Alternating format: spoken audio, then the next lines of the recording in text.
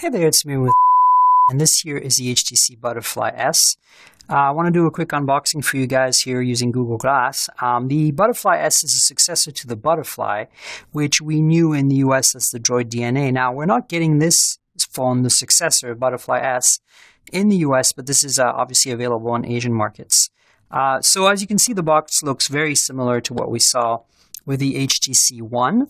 And so let's open it up and have a look inside. So here we go. Here's what's under the cover. You can see the phone here, obviously. It's a nice little protective sleeve. Let's take that out. And ta-da! Here we go. The HTC Butterfly S. And the first thing you notice is very similar in look and feel to the original Butterfly.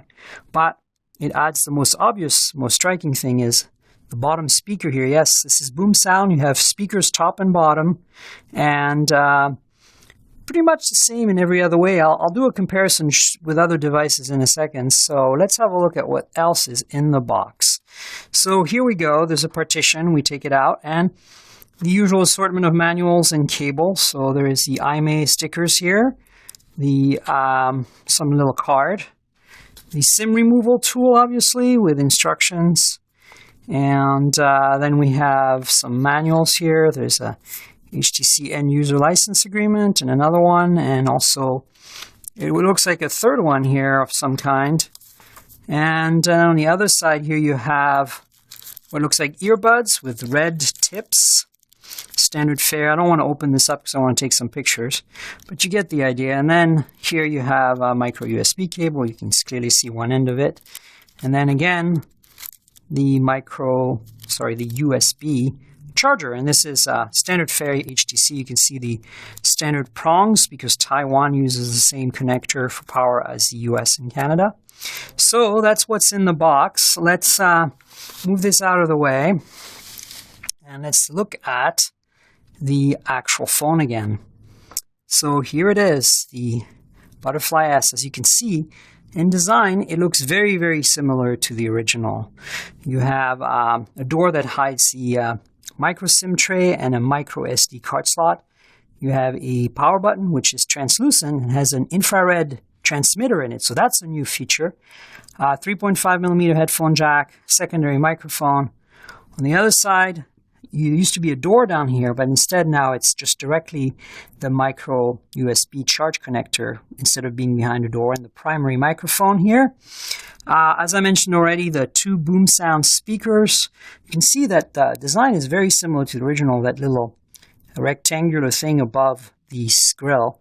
Camera, front-facing cameras in the same spot, HTC logo. 3 buttons, unlike the HTC One. So that's kind of interesting. And in the back, you got the camera, also lined in red like the DNA with an LED flash. But the back LED that was behind a little window there is gone. It was little perforations on the DNA. You had an LED showing charge status and messages in the back. There's still one embedded in the front, but no longer one in the back. Of course, no speaker at the bottom since the speakers are in the front with boom sound now. HTC logo. And that's pretty much it. Let me pull out the J Butterfly, which is the Japanese version of the old Butterfly. And so here it is. You can see they're pretty much identical in height. And if I flip them over, one of them is white and the other one is gray. This actually looks and feels a little thicker, so it's interesting. Now, you notice that this is a Japanese version. It had 3 charging contacts at the bottom, and it had an infrared transmitter in the back.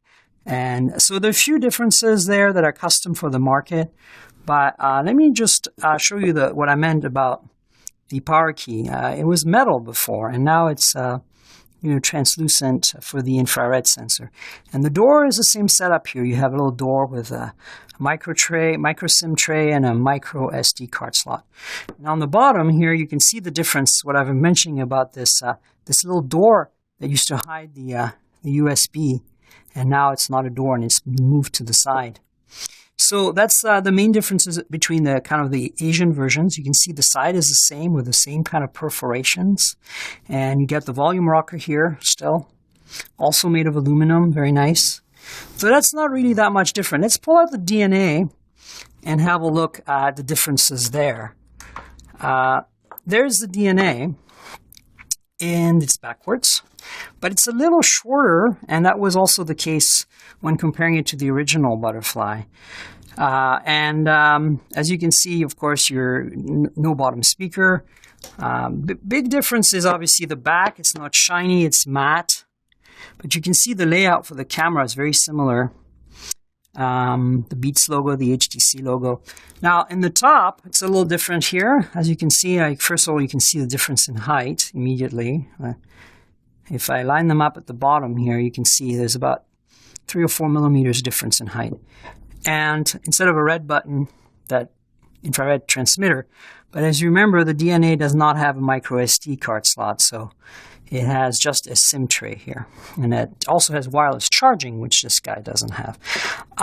Other differences are that this is now running, the new Butterfly S is now running a Qualcomm Snapdragon 600, whereas the original Butterfly and DNA were running Snapdragon S4 Pro quad-core.